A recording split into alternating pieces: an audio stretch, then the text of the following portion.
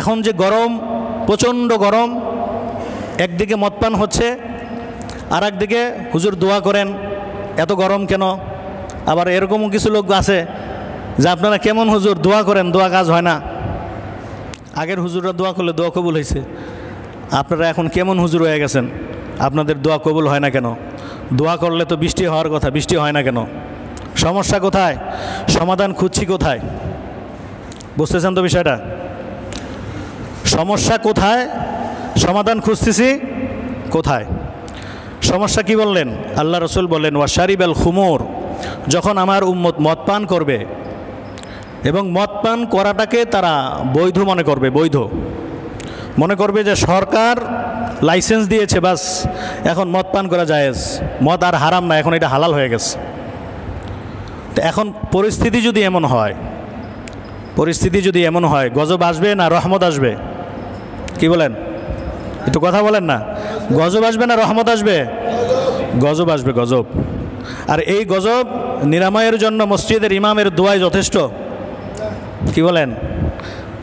যখন পাপ যেখানে হয়, এই পাপকে সেখান থেকে উপড়ে ফেলতে হয়। একদিকে পাপ হবে, আর একদিকে মসজিদে বসে বসে আপনি যতই জিকির আর দোয়া করেন না কেন, দোয়ার দ্বারা ভাগ্যের পরিবর্তন তখনই ঘটবে যখন আমল ঠিক থাকবে। বুঝতেছেন তো? দোয়ার দ্বারা মানুষের ভাগ্যের পরিবর্তন তখন ঘটে যখন মানুষের আমল ঠিক থাকে। আমল যদি ঠিক না থাকে, দোয়ার দ্বারা মানুষের ভাগ্যের পরিবর্তন কখনোই ঘটবে না। নাম্বার 3, ওয়ালাবিসাল হারির, রেশমি কাপড় পরাটাকে যখন মানুষ জায়েজ মনে করবে। একটা সময় ছিল রেশমি কাপড় যেটা পাতলা হতো, যেই কাপড় পরলে মানুষের অঙ্গ প্রত্যঙ্গ অনেকটাই দেখা যায়, এমন কাপড় পরাটাকে যখন মানুষ বৈধ মনে করবে। এখন এরকম কাপড় মানুষ আমাদের সমাজে পরে কিনা বলেন? পুরুষও পরে, নারীরাও পরে। নারীরা এমন এক ধরনের পোশাক পরে, যেই পোশাক পরা আর না পরা একই কথা, পরলেও যা, না পরলেও তা। পরলে যেরকম, পরলে আরও বেশি আকর্ষণ তৈরি হয়। আল্লাহ রসুল বললেন ওয়ালাবিসাল হারির, যখন আমার উম্মতের মধ্যে রেশমি কাপড় পরা, অশালীন কাপড় পরার প্রবণতা বাড়বে, তখন আল্লাহ তাআলার পক্ষ থেকে আযাব গজব আসবে। এমনিভাবে গান বাজনাকে হালাল মনে করলে, গান বাজনাকে যদি হালাল মনে করা হয়, তাহলেও আল্লাহ তাআলার পক্ষ থেকে আযাব গজব আসবে। এখন গান বাজনা বাজে কিনা আমাদের সমাজে? কেমনভাবে বাজে? 1 মাস রোজা রাখে, যে ঈদের চাঁদ উঠে বাস তখনই শুরু হয়। বিভিন্ন বাড়ির ছাদে, রাস্তার মোড়ে মোড়ে, বিভিন্ন খোলা মাঠে, মানে 1 মাসে সওয়াব যতটুকু অর্জন করছে 1 রাতে সব শেষ। যখনই ঘোষণা হয় শাওয়াল মাসে চাঁদ উঠে গেছে, আগামীকাল ঈদ, বাস শুরু হয়ে গেছে তাদের গান বাজনা। শুধু একা শুনে না, সবাইকে নিয়ে শোনায় যে আমি এই ভালো কাজ একা করবো কেন, আপনারাও আমার সাথে একটু শরীক হন। 1 মাস রোজা রাখলাম, নামাজ কালাম যাই পড়লাম, আগামীকাল ঈদ, বাস গান একদম এমনভাবে বাজায়, এক এলাকার এক জায়গা থেকে বাজাইলে আর এক এলাকার ওই মাথা পর্যন্ত পৌঁছায় যায়। সবার কানে কানে এই গানের আওয়াজ পৌঁছাতে হবে, মনে হয় যেন এই দায়িত্ব আল্লাহ তাআলার পক্ষ থেকে তারা দেওয়া হয়েছে। এই গান বাজনা যখন বেড়ে যাবে, আল্লাহ রাসূল কি বললেন? মানুষের মধ্যে আল্লাহ তাআলার পক্ষ থেকে আযাব গজব আসবে। এমনিভাবে পুরুষে পুরুষে এবং নারীয়ে নারীয়ে যদি সমকামিতা হয়, কি হয়? সমকামিতা যদি সমকামিতার প্রচলন সমাজের মধ্যে বেড়ে যায়, আল্লাহ রাসূল বললেন আল্লাহর গজব আসবে। এখন আমাদের দেশে সমকামিতা আছে না নাই? কেমনভাবে আছে? বলে যে সমকামিতাটা হচ্ছে আমার স্বাধীনতা, আমার মনে যা চায় আমি তাই করব। সমকামিতাটা হচ্ছে লেটেস্ট মডেলের বা বর্তমান সময়ের আপডেট একটা ভার্সন, আপডেট একটা অবস্থা। আর হুজুররা যা কয় এগুলো ব্যাকডেটেড, আর আমরা হচ্ছে আপডেট। এতদিন আমরা যেই সংস্কৃতি কালচার গ্রহণ করতাম, এগুলো হচ্ছে ব্যাকডেটেড কালচার। সমকামিতা, গান বাজনা বাজানো, অশ্লীল পোশাক পরা, এগুলো হচ্ছে আপডেট একটা কালচার। এই সমস্ত বিষয়ে উলামায়ে কেরামগণ যখন কোনো কথা বলে যে আরে মোল্লারা হুজুররা এগুলো ব্যাকডেটের চিন্তা ভাবনা নিয়ে ঘুরে, এরা আধুনিকতা বুঝেই না, এদের কথা শোনা যাবে না। আছে কি না এরকম? আমাদের বাংলাদেশে বর্তমানে সমকামিতাটাকে বৈধতা দেওয়ার জন্য এক শ্রেণীর লোক উঠে পড়ে লাগছে।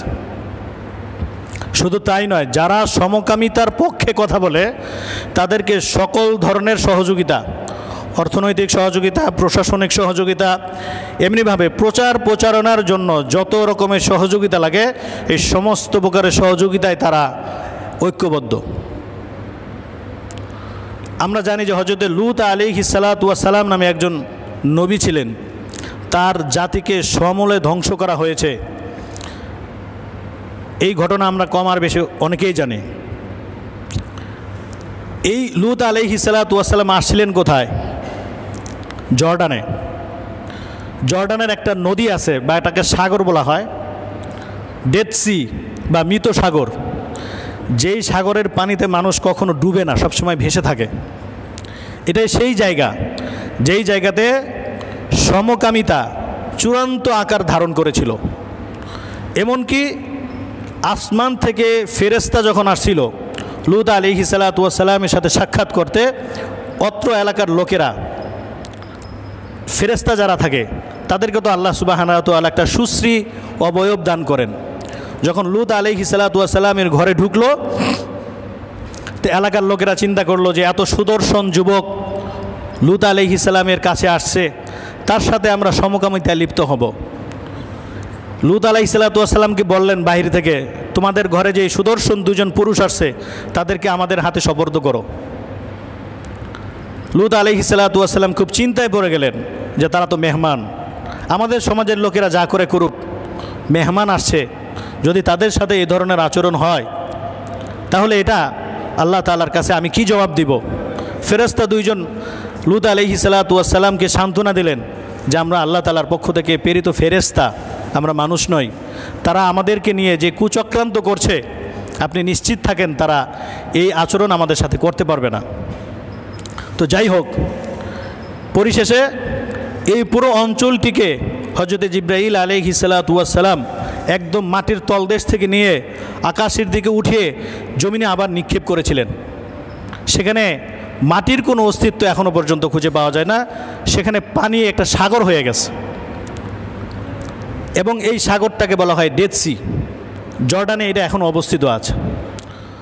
তো যাই হোক, এই কথাগুলো বলার মূল উদ্দেশ্য হচ্ছে বর্তমান সময়ে যে অনাবৃষ্টি আমাদের সমাজে দেখা দিয়েছে, এই অনাবৃষ্টির জন্য আমরা যে যাই বলি না কেন, আমাদের সমাজে পাপের পরিমাণ বেড়ে যাওয়ার ফলে এখন অনাবৃষ্টি। আবার যদি আমরা আল্লাহ তাআলার কাছে বৃষ্টি চাই, এমন বৃষ্টি হতে পারে যে বৃষ্টির কারণে রাস্তায় হাঁটুপানি, বৃষ্টির কারণে রাস্তায় হাঁটুপানি। আপনারা কিছুদিন আগে দেখেছেন মধ্যপ্রাচ্যের দুবাইয়ে কী অবস্থা হয়েছে, মার্কেট, বিমানবন্দর, রাস্তাঘাট পর্যন্ত তলিয়ে গেছে। আল্লাহ তাআলা চাইলে বৃষ্টি না দিয়েও আযাব দিতে পারেন, চাইলে বৃষ্টি দিয়েও আযাব দিতে পারেন।